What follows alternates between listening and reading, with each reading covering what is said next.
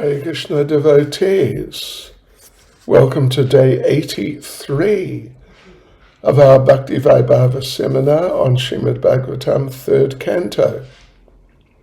And we are in the 28th chapter.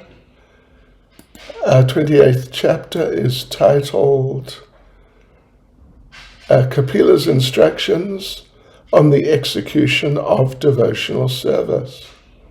It's really very nice. And we're starting today with verse 26. But first of all, let us chant our prayers. Nama Om Vishnupadaya Krishna Prestaya Bhutale Srimati Bhakti Vedanta Swaminiti Namane Namaste Saraswati Deve Gauravani Pracharane Nirvishesha Shunyavadi Paschatya Shatarane Sri Krishna Chaitanya Prabhu Nityananda Sri Advaita Gadadha Shivas Adi Gaura Bhakta Vrinda Hare Krishna Krishna Krishna Hare Hare Hare Rama Rama Rama Hare Hare Vanchakalpatarubhyascha Kripa Sindhubhya Eva Cha Patitanam Pavanebhyo Vaishnavebhyo Namo Namaha. Right, so chapter 28, we begin with verse 26. The yogi should then meditate on the chest of the Supreme Personality of Godhead, the abode of Goddess Mahalakshmi. The Lord's chest is the source of all transcendental pleasure for the mind and full satisfaction for the eyes. The yogi should then imprint on his mind the neck of the personality of Godhead, who is adored by the entire universe. The neck of the Lord serves to enhance the beauty of the Kaustubha gem, which hangs on his chest. Okay, so there is a fairly solid purport here. First paragraph, Prabhupada refers to the Upanishads, which say that the various energies of the Lord are working to create, destroy, maintain. They're all stored in his bosom, means right by his heart, in his chest, right by his heart, like that. And as people generally say, God is all-powerful, and it's certainly a fact. And that power is represented by Mahalakshmi, who is the reservoir of all energies and who's situated on the bosom, means right by the heart of the Lord's transcendental form. So the yogi, therefore, who can meditate on that spot, the bosom, the heart, the chest of the Lord, on the form of the Lord, can derive many material powers, which comprise the 8 perfections, mystic perfections of the yoga system. Second paragraph, stated here in the verse that the beauty of the neck of the Lord enhances the beauty of the Kaustubha gem, not vice versa. Normally, people wear jewelry and ornaments to enhance their beauty, which, just in terms of what the body is usually not that exciting. But when there's some beautiful jewelry, then you may think, oh, looks much nicer than just, as he is without any jewelry. So therefore the yogi should meditate on the Lord's neck, because the gem, Kaustubha gem, it looks nicer through the presence of the neck of the Lord. So we should meditate on the neck of the Lord, either in the mind or situated in the temple in the form of a deity and decorated in nice ways so people can look very happily at it. So generally, though, temple worship is meant for people who are not so advanced, not advanced enough to just meditate on the form of the Lord. If they see something physically, it's more attractive. So therefore, it is equally valuable to visit the temple and see the deity as compared to meditate on the form of the Lord. The value's equal. But the thing is, or a thing is, the yogi can meditate anywhere and see the Lord. But the less advanced, they must go to the temple. If they don't go to the temple, they can't get into it so much.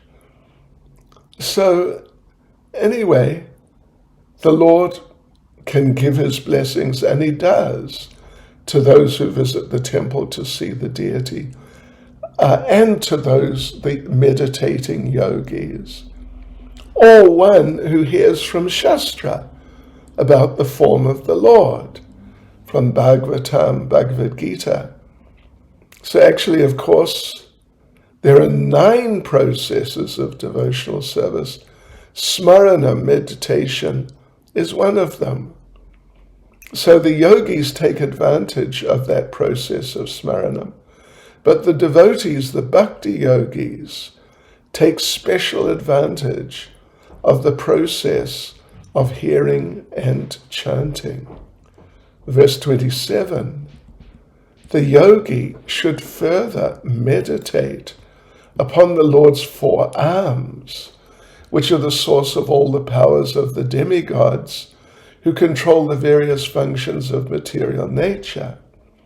Then the yogi should concentrate on the polished ornaments, which were burnished by Mount Mandara as it revolved.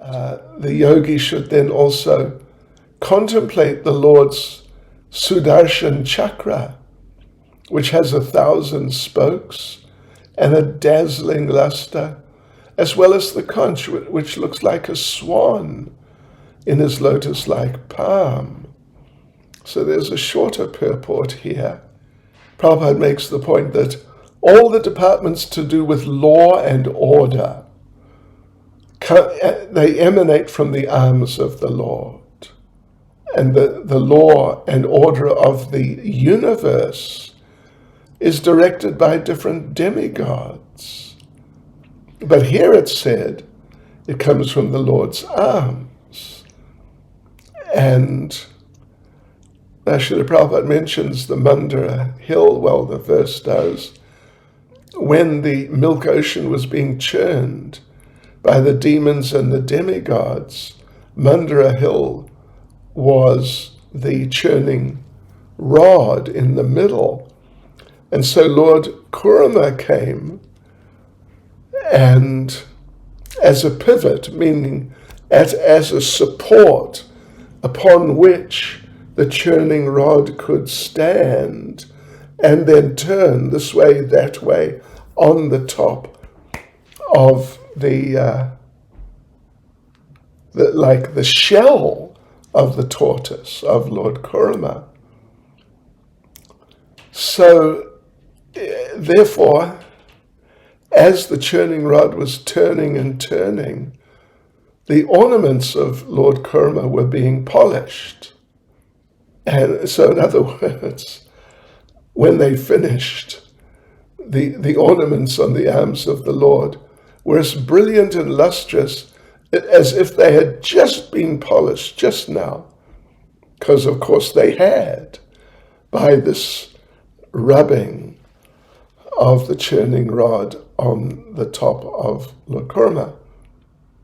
Sudarshan Chakra is quite something, actually. It has 1,000 spokes, and the yogis are advised to meditate on each spoke, Krishna, 1,000 of them. Prabhupada concludes the purport by saying, he should meditate upon each and every one of the component parts of the transcendental form of the Lord. Verse 28. The yogi should meditate upon his club, the club of the Supreme Personality of Godhead. Yogi should meditate on that, which is named Komodaki, and which is very dear to him, to the Lord. This club smashes the demons who are always inimical soldiers and is smeared with their blood. One should also concentrate on the nice garland on the neck of the Lord, which is always surrounded by bumblebees with their nice buzzing sound. And one should meditate upon the pearl necklace on the Lord's neck, which is considered to represent the pure living entities who are always engaged in his service. Srila Prabhupada explains in the purport that the yogis must contemplate all the different parts of the transcendental body of the Lord. And Prabhupada says that we need to understand the constitutional position of the living entities. There are two kinds. There are two kinds of living entities mentioned here. One is called the arati, not arti, the arati, and they are averse to the Lord. So for them, the Lord comes with his club. So actually they're also sons of the Lord, but unfortunately they're demons. They're anti-God, yes. So he comes with his club to punish them. And that club or mace is very dear to the Lord because he uses it to smash them and mix their blood. So Srila Prabhupada concludes the purport by saying, as mud is kneaded with water and earth, so the earthly bodies of the enemies of the Lord, or the atheists, are smashed by the club of the Lord, which becomes muddied with the blood of such demons. And it's not exactly mentioned here. I mean, it is alluded to that the blood, the Lord kills a demon with the club. Now some blood from the demon is on the club. But actually the point here is that the Lord, after that, doesn't clean the blood off the club. Yeah. It remains smeared on the club. And then from time to time, the Lord sees, there's the blood from the demons. And he feels good. He feels good that some of the blood of the demons, because it shows him his victory over the demons. We go on to verse 29. The yogi should then meditate on the lotus-like countenance of the Lord, who presents his different forms in this world out of compassion for the anxious devotees. His nose is prominent, and his crystal clear cheeks are illuminated by the oscillation of his glittering alligator-shaped earrings. So, the Lord comes. I mean, there are different reasons, but particularly the Lord comes out of compassion for the devotees. Comes to protect the devotees from the demons. Yeah. He comes to protect the devotees from the demons, and in the course of all that, destroy the demons. But the main thing is to give solace to the devotees. You know, he comes to kill the demons, but in order to have the demons killed, he doesn't have to come. Just some powerful devotee can do that. Or the demons can kill each other and that take care of the whole situation. Yeah, so he has many agents who can destroy the demons, including the demons themselves. But Prabhupada concludes the paragraph by saying, but when he comes to show compassion to his devotees, he kills the non-devotees as a matter of course. And then Prabhupada goes on to the second paragraph, that the Lord comes in the particular form loved by a particular devotee or type of devotee. Of course, there's millions of those forms. There's more than millions. It's unlimited. But on another level, they're all one. So some want to see him as Radha and Krishna, some want to see him as Sitaram or Lakshmi Narayan or like that. So whatever you feel is particularly interesting to you, I mean, among the the known forms of the Lord, you can meditate on that form. Please do. But you must know that in due course you're going to have to get out of there, get out of the material world in due course. But anyway, in the meantime, you meditate on that particular form of the Lord who's particularly dear to you. So like this, meditation should go on the authorized forms described in Shastra, not just some imagined form, some authorized form from Scripture. Yeah, which is approved by the devotees. So the so-called yogis who are not really devotees, they just manufacture a circle or a target or something. It's not authorized, it's not valid, and it's a waste of time. So actually, the yogis who are not pure devotees must meditate on the form of the Lord, following in the footsteps of the devotees. So Prabhupada concludes the purport by saying, it is especially mentioned here that the yogi should meditate upon the form which is thus approved. He cannot manufacture a form of the Lord. Verse 30. The yogi then meditates upon the beautiful face of the Lord, which is adorned with curly hair and decorated by lotus-like eyes and dancing eyebrows. A lotus surrounded by swarming bees and a pair of swimming fish would be put to shame by its elegance. So Prabhupada says an important thing stated here is dhyayen mano mayam.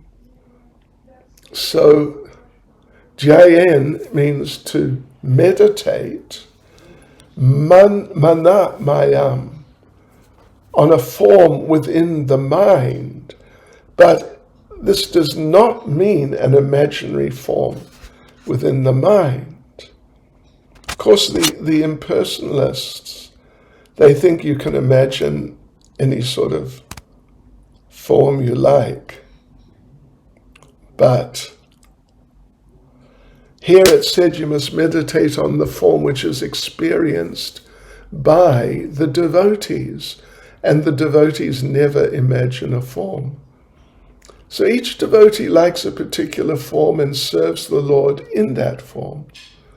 And these forms are depicted in Shastra, produced in just different representations up to eight, as we mentioned, I don't know if it was yesterday or in the last few days, by using clay, stone, wood, paint, sand, etc., depending on the resources the devotees have in order. So the second paragraph, Manomayan, is a carving of the form of the Lord within the mind. This is not one of the 8 different forms which we just mentioned. Clay, stone, wood, paint, etc., like that. Those 8 we just mentioned a couple of minutes ago. It's not. So it's a form within the mind. It's not one of the 8, but it's not imagination. It can be manifested in different ways, but one should not think that it's an imaginary form. Yeah. So 2 comparisons are made here. This is nice. First, the Lord's face is compared to a lotus. That's very nice. Then his black hair is compared to humming bees swarming around the lotus. And his 2 eyes are compared to 2 fish swimming about. Oh, Krishna. Prabhupada concludes the purport by saying, a lotus flower on the water is very beautiful when surrounded by humming bees and fish. The Lord's face is self-sufficient and complete. His beauty defies the natural beauty of a lotus. Verse 31. The yogis should contemplate with full devotion the compassionate glances frequently cast by the Lord's eyes, for they soothe the most fearful threefold agonies of his devotees. His glances, accompanied by loving smiles, are full of abundant grace, so much mercy. So Srila Prabhupada makes the point, as long as we're in this world, as long as at least we're in conditional life, in the material body, it's natural we're going to have anxieties and even sometimes agonies. This material world, it can be really painful and really difficult. So, but these things can't be avoided. Even when you're on the transcendental plane, sometimes disturbances come, anxieties come. But when the devotee thinks of the Lord in his beautiful form or with his smiling face, then the Lord mitigates when the devotee thinks of the Lord. He reduces things. So Prabhupada concludes the purport by saying, the Lord bestows innumerable favors upon his devotee, and the greatest manifestation of his grace is his smiling face, which is full of compassion for his pure devotees. So beautiful. Verse 32, a yogi should similarly meditate on the most benevolent smile of Lord Sri Hari, Lord Krishna, a smile which, for all those who bow to him, drives away the ocean of tears caused by intense grief. The yogi should also meditate on the Lord's arched eyebrows, which are manifested by his internal potency, in order to charm the sex god for the good of the sages. Okay, let's go through the purport here. So, of course, the universe is full of miseries. So the inhabitants, particularly those on the material platform, they're always shedding tears from grief. It's like material life. It's sort of like a cryathon, if you know what I mean. I don't know if you know what I mean. But it's just, people just go on. There's so much difficulty. And what can they do? They can't control their senses. So when there's so much difficulty, they cry, they're upset from grief. And Prabhupada makes the point, there's a great ocean of water from these tears. But for one who surrenders to the Lord, the ocean of tears is at once dried up. So all you need is to see the charming smile of the Lord. Prabhupada concludes the paragraph by saying, in other words, the bereavement of material existence immediately subsides when one sees the charming smile of the Lord. Right, then the second paragraph says that the Lord's charming eyebrows are so fascinating that they cause one to forget about the charms of sense gratification, sense attraction. So of course we know the conditioned souls are shackled here by sense gratification, particularly sex life. So the charming brows of the Lord protect the devotees from being charmed by sex attraction. And Prabhupada refers to Yamunacharya, the spiritual master, more or less, of Ramanujacharya, a very great devotee in the Sri Vaishnava line. And Yamunacharya said that ever since he's seen the Lord, the beauty of the Lord, the beauty of the Lord's pastimes, the charms of sex life, they're just, well, Prabhupada says, they've become abominable from him. And the mere thought of sex enjoyment would cause him to spit and turn his face. Because actually those charms of sex life are not so charming, actually. They're really not so charming. Prabhupada concludes the purport by saying, thus, if anyone wants to be aloof from sex attraction, he must see the charming smile and fascinating eyebrows of the Supreme Personality of Godhead. Okay, verse 33. With devotion steeped in love and affection, the yogi should meditate within the core of his heart upon the laughter of Lord Vishnu. The laughter of Vishnu is so captivating that it can be easily meditated upon. When the Supreme Lord is laughing, one can see his small teeth, which resemble jasmine buds, rendered rosy by the splendor of his lips.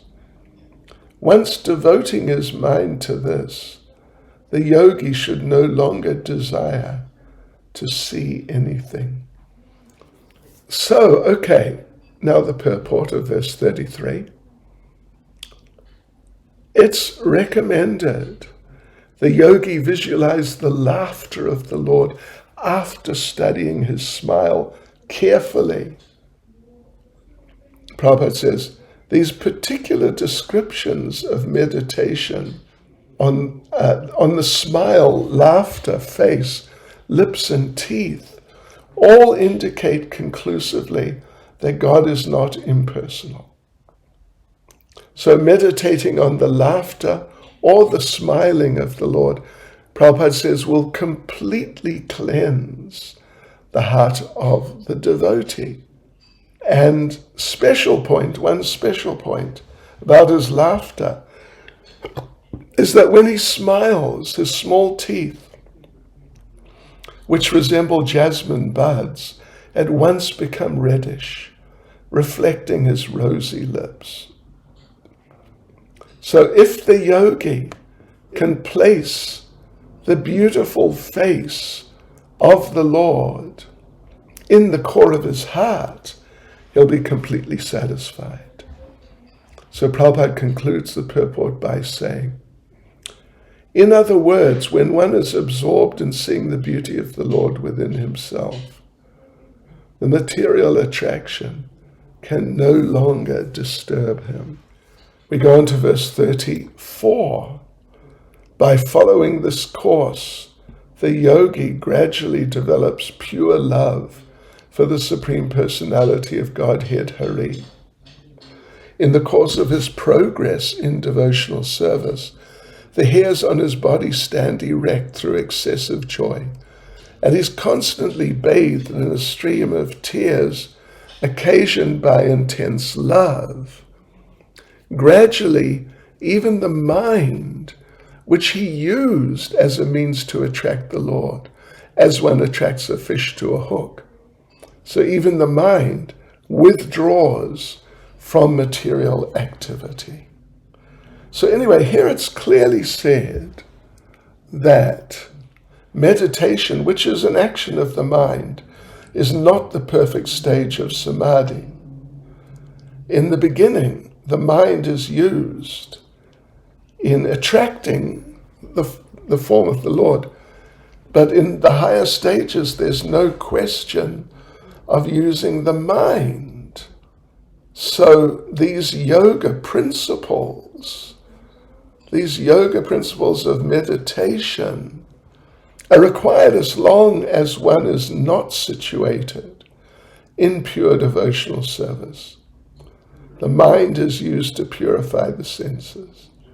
But when the senses are purified by meditation, there's no need to sit somewhere and try to meditate on the form of the Lord. When you're purified by meditation, you should go higher. So when the mind is forcibly engaged on the form of the Lord, it's called Nirbija Yoga, or lifeless yoga, as the yogi doesn't automatically engage in personal service to the Lord. But when he's constantly thinking of the Lord, it's called Sabija Yoga, or living yoga, and one has to come to that stage. So there's a second paragraph here, and Prabhupada really gets into it. So we should engage in devotional service 24 hours a day, as Brahma Samhita confirms. That stage, famous stage of Premanjana Charita Bhakti Valochanena, can be attained by developing complete love. So when one's love for the Lord in devotional service is completely developed, one always sees the Lord, even without artificially meditating. And when you reach that stage, it's not necessary to artificially engage the mind. Since the meditation recommended previously is a means to come to devotional service, if you're already in devotional service, you're above it. And Prabhupada concludes the purport by saying, this stage of perfection is called Krishna consciousness. So now we go on, devotees, to the next and last section, verse 35 to verse 44. Kapila explains the result of that meditation. Let's just quickly go through the verses. 35. When the mind is thus completely freed from all material contamination and detached from material objectives, it is just like the flame of a lamp. At that time, the mind is actually dovetailed with that of the Supreme Lord and is experienced as one with him, because it is freed from the interactive flow of the material qualities. 36. Thus situated in the highest transcendental stage, the mind ceases from all material reaction and becomes situated in its own glory. transcendental to all material conceptions of happiness and distress. At that time, the yogi realizes the truth of his relationship with the Supreme Personality of Godhead. He discovers that pleasure and pain, as well as their interactions, which he attributed to his own self, are actually born due to the false ego, which is a product of ignorance. 37. Because he's achieved his real identity, the perfectly realized soul has no conception of how the material body is moving or acting, just as an intoxicated person cannot understand whether or not he has clothing on his body. Verse 38, the body of such a liberated yogi, along with the senses, is taken charge of by the Supreme Personality of Godhead, and it functions until its destined activities are finished. The liberated devotee, being awake to his constitutional position, and thus situated in samadhi, the highest perfectional stage of yoga, does not accept the byproducts of the material body as his own. Thus he considers his bodily activities to be like the activities of a body in a dream. 39. Because of great affection for family and wealth, one accepts a son and some money as his own, and due to affection for the material body, one thinks that it is his. But actually, as one can understand that his family and wealth are different from him, the liberated soul can understand that he and his body are not the same. Verse 40, the blazing fire is different from the flames, from the sparks and from the smoke, although all are intimately connected because they're born from the same blazing wood. 41, the Supreme Personality of Godhead, who's known as Param Brahma, is the seer.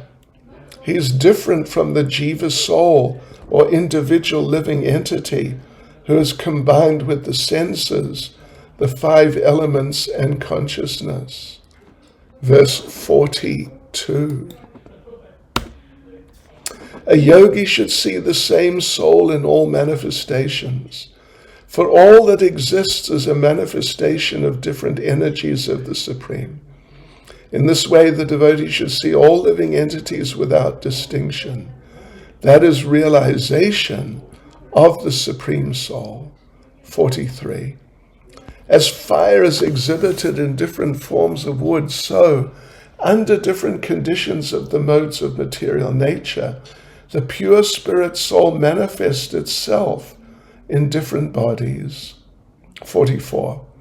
Thus the yogi can be in the self-realized position after conquering the insurmountable spell of Maya, who presents herself as both the cause and effect of this material manifestation, and is therefore very difficult to understand. Okay, so let's go back to the beginning of the section and go through it. So Kapila explains the result of that meditation. That's the title of the section. Kapila explains the result of that meditation. It's the third section. It's from verse 35 to verse 44. Verse 35.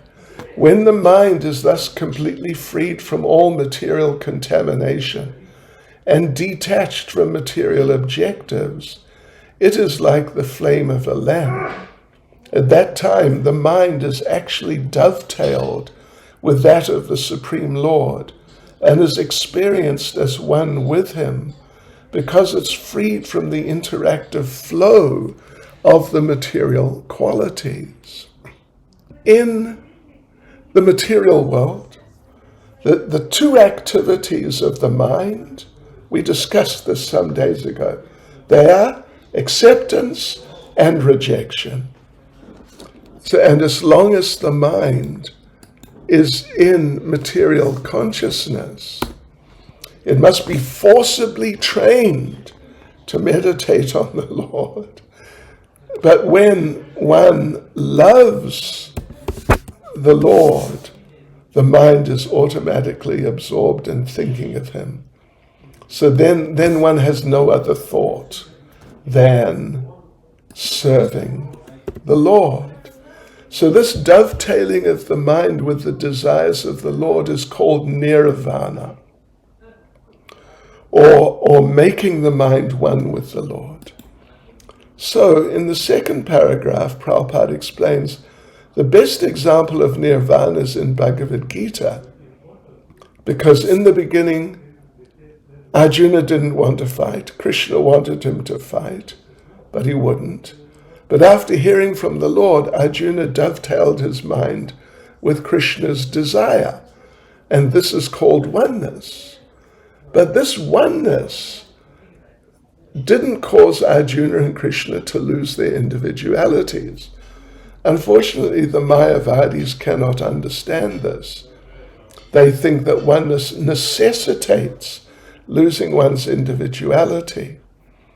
But when the mind is completely purified in love of God, then the mind becomes the mind of the Supreme Personality of Godhead. Yes, so at that time, the mind doesn't act separately, nor does it lack inspiration to fulfill the Lord's desire. And the liberated soul has no other activity. And so the term pratinivrita guna pravaha means in the conditioned state the mind is always engaged in activity impelled by the three modes of the material world. But in the transcendental stage, the modes can't disturb the devotee. He has no other concern than satisfying the desires of the Lord. That's the highest perfection. That's nirvana. Nirvana mukti. And at this stage, the mind is completely free from material desire. So then there's a third paragraph, and the term yatarchi is pointed out. Archi means a flame. Prabhupada makes the point that when a lamp is broken, or when the oil of the oil lamp is finished, the flame goes out. But science says the flame is not extinguished, but rather it is conserved. This is conservation of energy. Similarly, when the mind stops functioning on the material level, it is conserved in activities of the Lord, in the activities of the Lord. Prabhupada concludes the purport by saying, the Mayavadi philosopher's conception of cessation of the functions of the mind is explained here.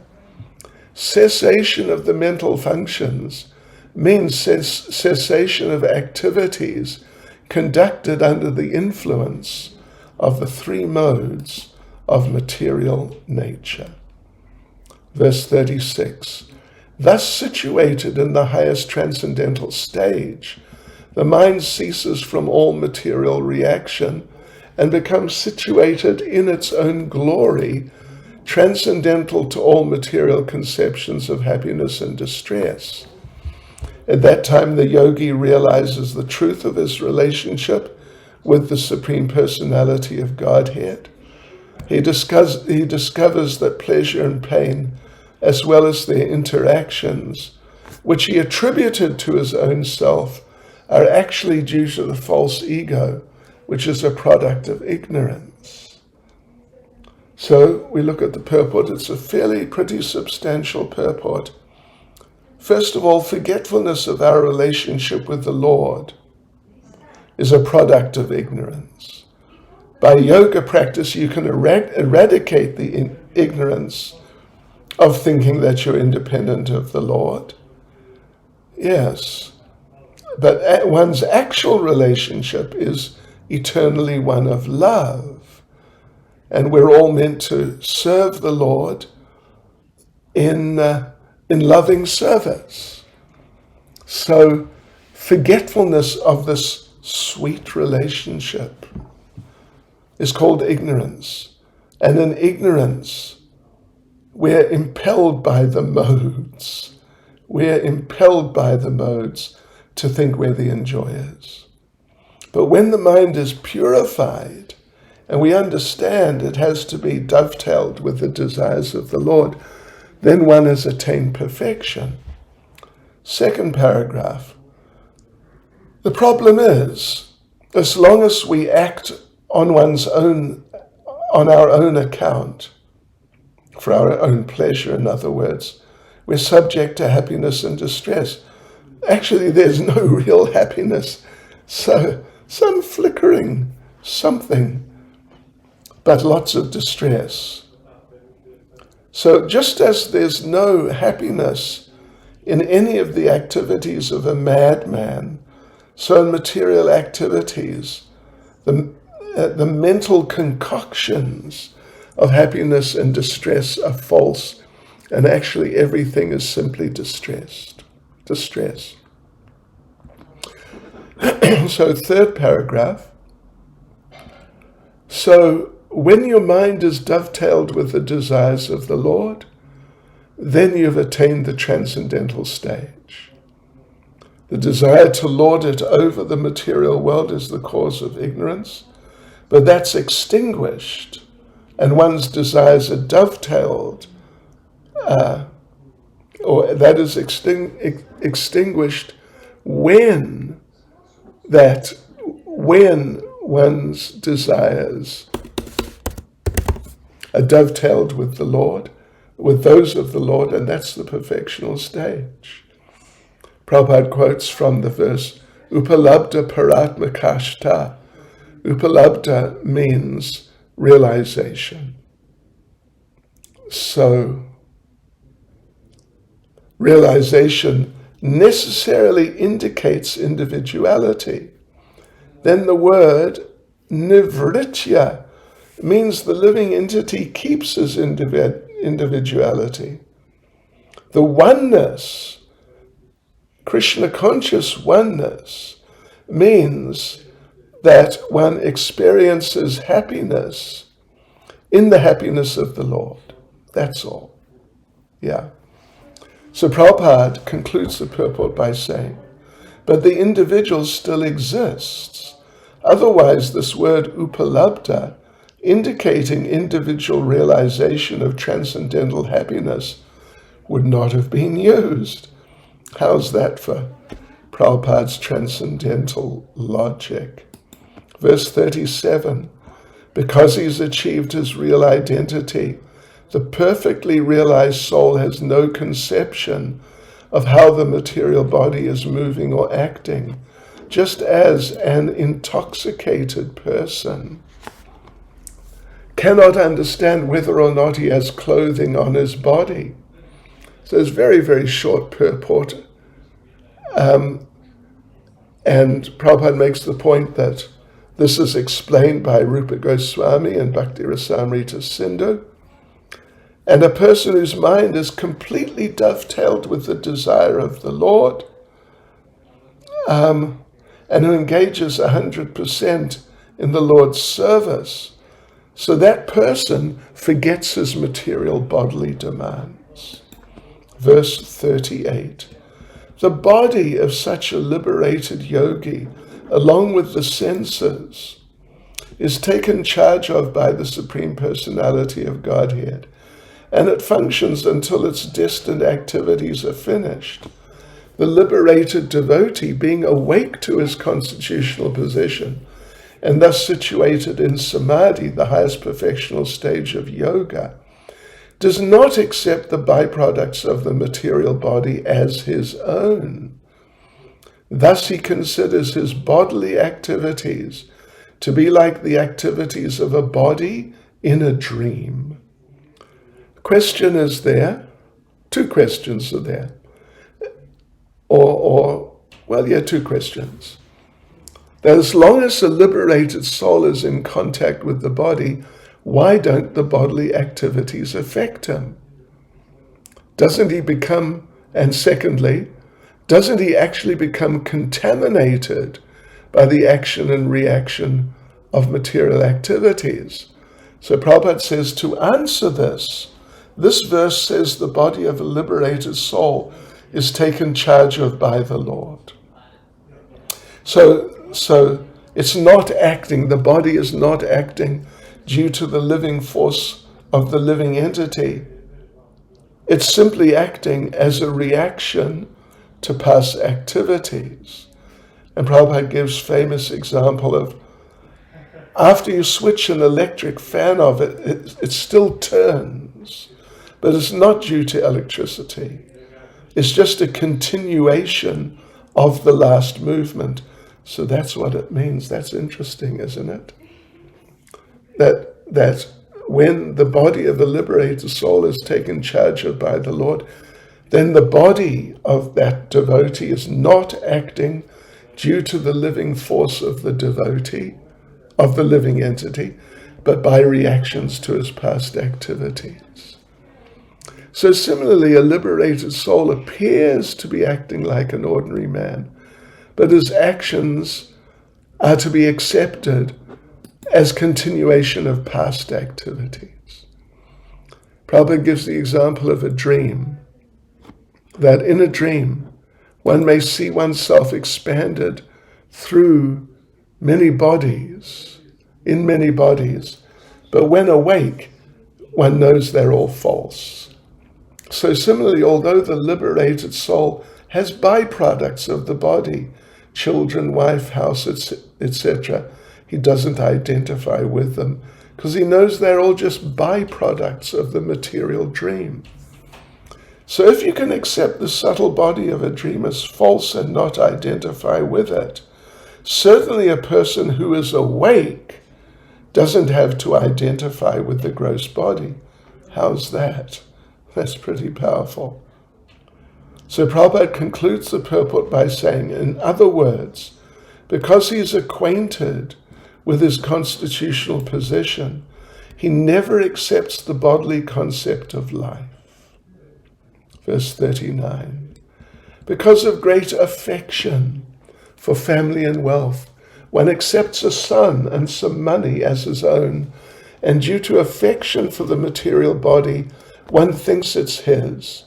But actually, as one can understand that his family and wealth are different from him, the liberated soul can understand that he and his body are not the same. So Prabhupada says at the beginning of the purport, the status of real knowledge is explained in this verse.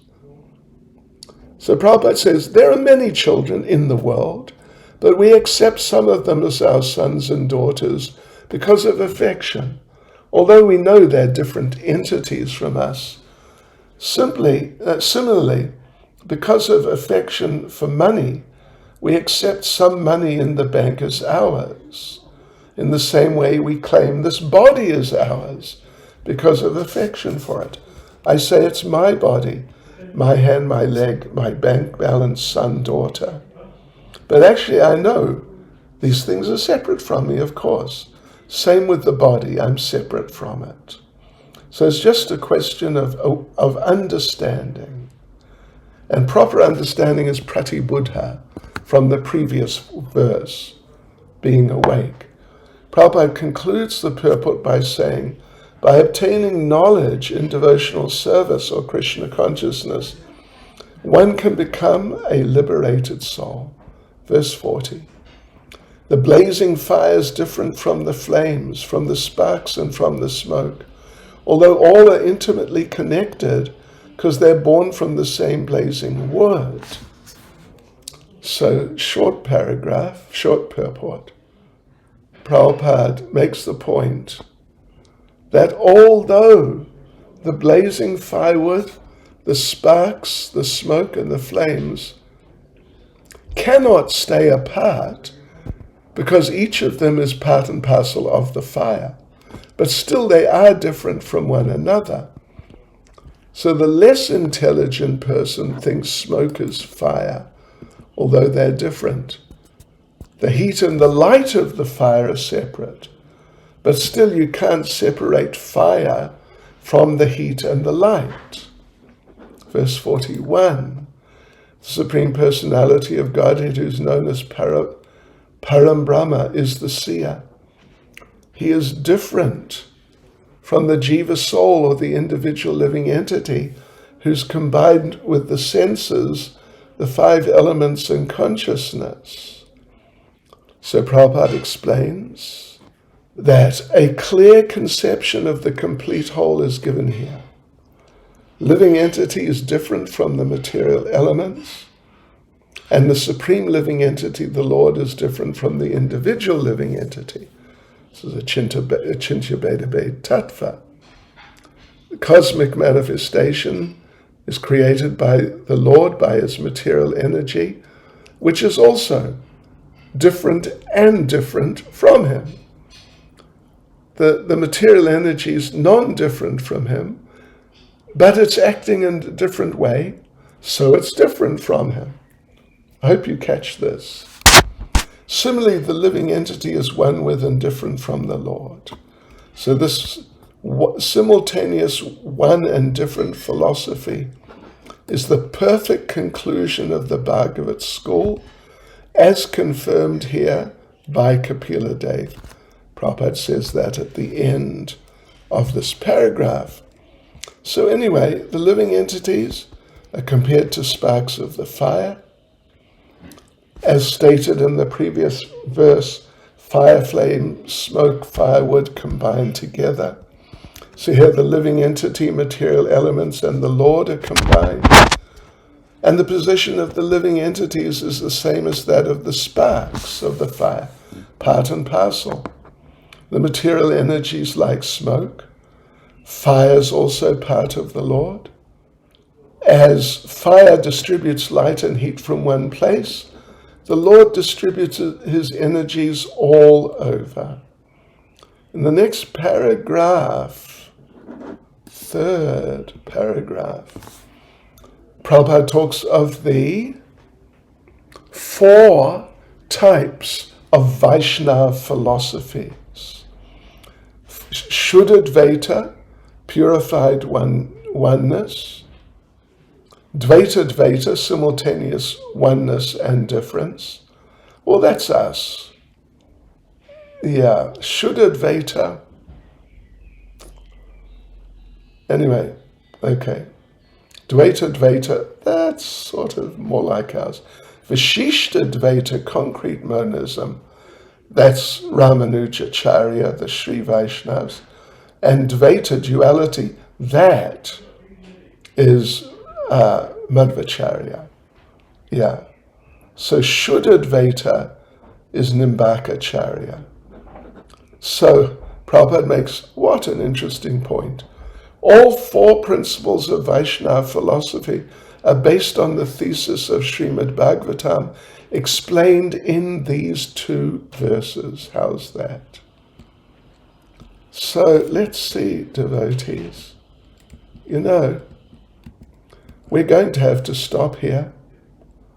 We're going to have to stop here, and we'll complete this chapter next time, because otherwise we're going to go like another 20 minutes on or something over time. Okay, Hare Krishna, Srila Prabhupada Ki Jai.